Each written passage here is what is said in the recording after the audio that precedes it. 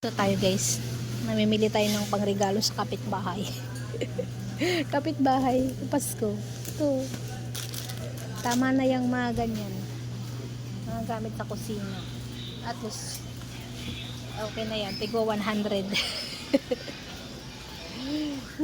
Okay na yan. May maibigay tayo sa Pasko. Matuwa na sila dyan. Bili tayo ng gatas ni Paula ay sa fresh milk. Ito na lang 2, 4, 6, 8. Tama na yan. So let's go. Enough na. Ito lang ang bilhin natin for my neighbor yung iba. O diba, suka, toyo, mantika. Yan ang kailangan ngayon. Wag nang mga bagay-bagay na pangpaganda o mga damit. Importante gamit. Makashare tayo ng konting blessing sa kapitbahay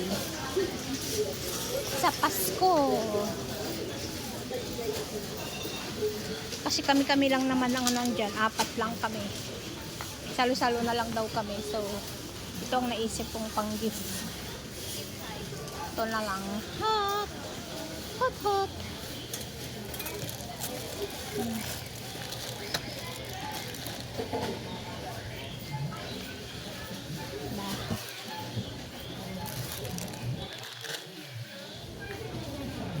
Yeah, syempre yung malaking pamilya, malaki yung yung kanyang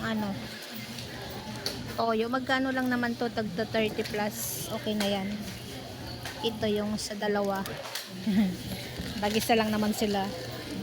Mag-isa lang sa bahay. Kaya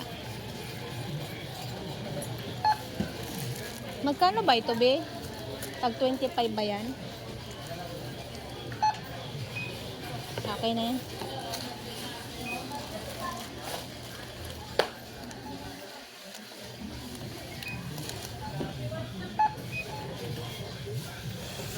Hindi tayo sa store.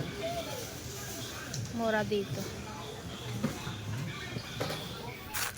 Nagbili ako ng regalo ko sa neighbor. Neighbor ko sa Pasko. Tingnan mo kung anong binili ko. Ayan. Ito yung kay Kuya Tuloy. O, diba? Madami sila kaya madami. Ito yung binili ko. Antika. Worth, to, 100 plus din. Ito kay Minerva. Mag-isa lang naman siya. Ganito rin kay Pearl. 3 lang kami dito. So, okay na yan. Sharing is caring. Mag-isa lang naman sila. So, okay na yan. Nag-isip ako pandagdag bago oyster sauce.